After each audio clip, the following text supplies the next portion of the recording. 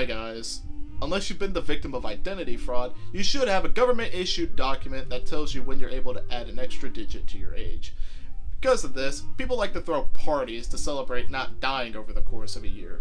And what better way is there to celebrate your own mortality than to hire a modern-day Pagliaccio to do tricks for minimum wage?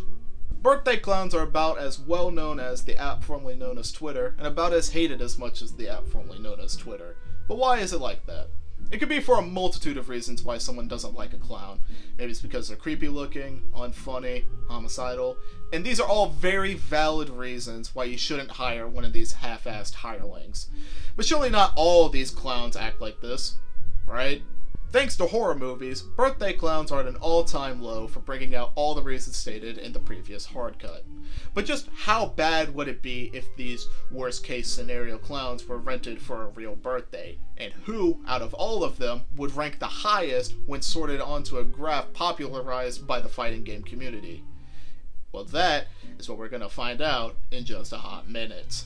How I'm going to be ranking these clowns is based on how good I think they'd perform at a normal birthday party. So the bar we're working with is jokes are good and murder is bad. Each clown has to last for their rented time of an hour, and I determined their placement based on how long I think it takes for them to air out the whole venue. Spoiler alert, most of them don't last 10 minutes. Let's get to ranking. I decided to rank both versions of Pennywise separately because both Tim Curry and Bill Skarsgård give their own je ne sais quoi to the character. First thing I want to bring up, Tim Curry's Pennywise just looks less scary than Bill Skarsgård. I mean, you put both characters side by side, one looks like your standard jubilant Christian birthday clown, and the other one looks like what someone diagnosed with PTSD would describe in therapy. Next thing I want to bring up, I just think Tim Curry's funnier. It feels like Tim Curry was told to act like a clown that just so happens to eat kids, while Bill Skarsgård was told to act like a literal fucking demon. Though Bill Skarsgård is shown to have success with luring kids, Tim Curry could have me any day of the week with his Prince Albert in a can joke. Excuse me, sir. Do you have Prince Albert in a can? You do? Well, you better let the poor guy out. Mike Hanlon said I had to go, said I had to get cleaned up. In a nutshell, I could see both versions of Pennywise starting off by telling jokes and doing clown shit, but he's gonna eat everyone in there in 5 minutes tops. Foreshadowing, that's pretty good in the grand scheme of this tier list. I feel like both versions of Pennywise are solid B tiers, with Tim Curry slightly edging out Bill Skarsgård. Fun fact, Wrinkles the Clown is an actual guy. The movie he's in is a documentary about what he does. The character Wrinkles was created by an unknown performer in Naples, Florida, as part of an art project. He's kind of like an anti-clown you can hire if your kids are being little shits. He comes to your house with the sole purpose of scaring the crap out of them. It's the funniest thing. I'm thinking about hiring him for my friend's bachelor party. One thing he doesn't do, to my knowledge, is kill people, though he could get away with the occasional body or two. By normal clown standards, he's not that good of a clown, but considering the bar we're working with, he might just be the best damn clown I've ever seen. Wrinkles the Clown, grade A tier.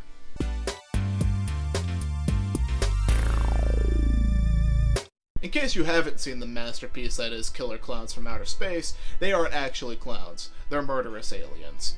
But with a build like that, they could have fooled anybody. With that being said, these guys are pretty funny.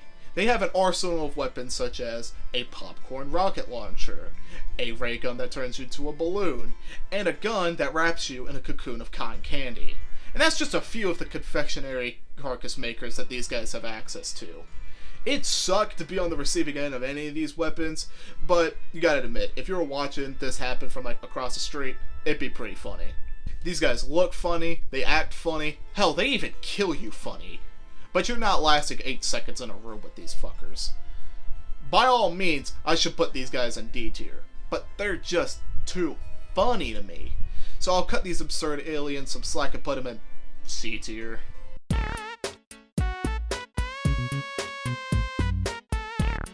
Art the Clown is literally a demon. The only birthday party he's getting invited for is for a has-been Hotel fan. And I'm talking about one of the really annoying ones that make the show their whole personality. So about 80% of them. Art the Clown has left about as many survivors in his wake as I have testicles. But at the very least, he's goofy. His whole shtick is act like a goofball for 3 minutes and then set off a bomb killing 50 people. But those 3 minutes are worth it, trust. Unironically, he might be one of the funniest clowns on this list, no diff. Maybe if he wasn't as homicidal, he'd go higher, but I think in this case, murder might be worth it enough for him to go in B tier. Shocking, I know. And now we have an actual birthday clown. Thank God, Buddha, and every other worship deity aside from the bad ones. He starts off the movie as a normal clown, albeit he's 4 shots of tequila away from blowing his head smooth off, and he really isn't the best clown you can rent on Fiverr, but he is a birthday clown. There's the slight issue of him coming back from the dead to kill the kids responsible for his death, but that's only because the plot destined him to be a vengeful zombie type of character. Let's say, hypothetically, reality doesn't work off of this plot, and he could just be a normal birthday clown. I don't care if he pulls a flask from behind a kid's ear and downs it, he is still a normal clown. And shocker, the actual clown is an S tier clown.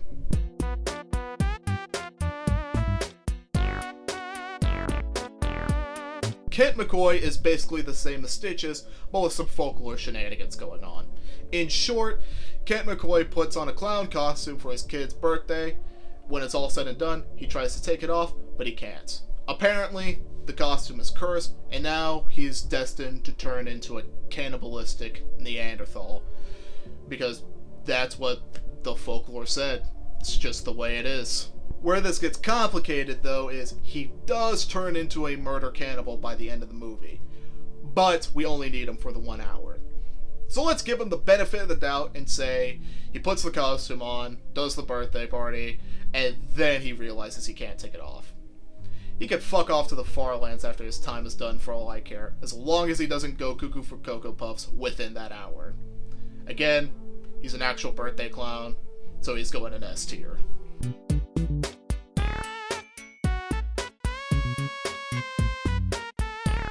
Now for the complete opposite of a birthday clown.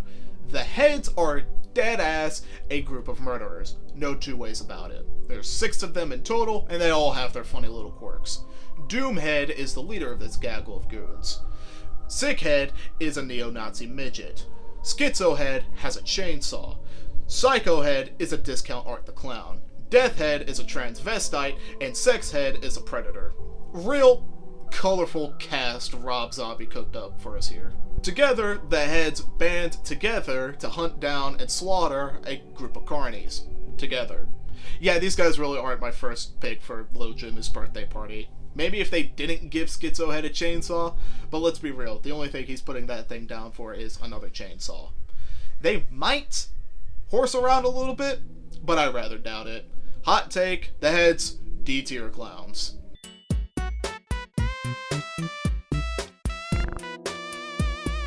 Marvelous Marvo has the privilege of being played by the esteemed Tiny Tim, who tiptoed through the tulips till the day he died. Straight up. He suffered a fatal heart attack mid-performance back in '96. Craziest thing. Anyways, we're back to our regularly scheduled program of a character who acts all queer until he goes off killing again.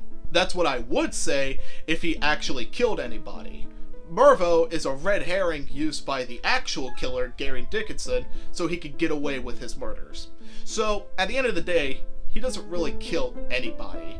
He's just a mentally unstable guy in a clown costume. And out of all of the non-killers that are on this list, he's the only one that is actually insane.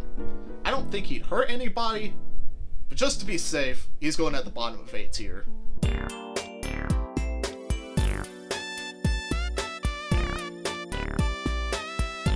Now introducing the Batman of Clowns. This vengeful, vegetable-based stalker comes out of a cornfield to cleanse the town of Kettle Springs, quote, one bloody victim at a time. Blah, blah, blah. Does he kill people? Yes. Is he scary? Yes. Is he funny? Is it going a D tier? Yes. Let's move on.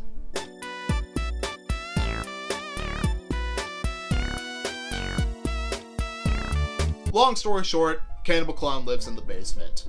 The plot of this movie is that two sisters move into their recently deceased grandmother's house. Unfortunately for them, there's a cannibalistic clown that lives in the basement.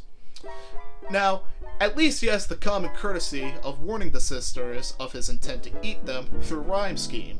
And that's good enough for me. Boppity boo, I'm gonna eat you, but not yet. You still have time to place a bet. Will it be today or next week? Do tire yourself because I prefer the meat of the meek. If you heard this coming from your floorboards daily and you survive, how do you not look back on that and smile? Unfortunately for Crepitus, that's about as funny as he gets.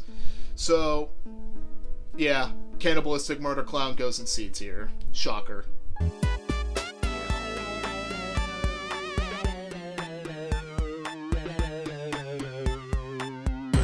I'm doing a Calamity playthrough with some friends, and I thought it'd be funny to add this entry.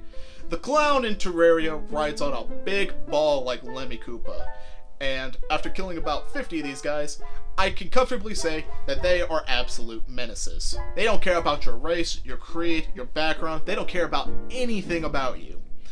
They start throwing bombs at you on sight. So I don't think these guys would make pretty good birthday clowns. D tier.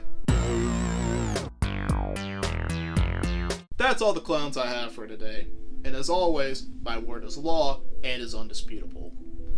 Now this is a bit off topic, but I had this idea for when I was writing the script. What if there was a virus for laptops and phones that gave you a battery warning every time you went down 1%? So unless you were staying on charge, you get a pop-up every minute or so. It wouldn't break your device, but it would make it unusable to the point where you go out and get another one. I feel like that's how viruses are supposed to be. A biblically accurate virus, if you will. To be honest, there were less homicidal clowns than I thought there would be. Kudos to the top tiers for not being total maniacs. But at the end of the day, my favorite clowns are the ones that watch my videos all the way through. Them and clowns that don't fuck up my balloon animals. Stay safe, eat cake, and I'll see you in the new year.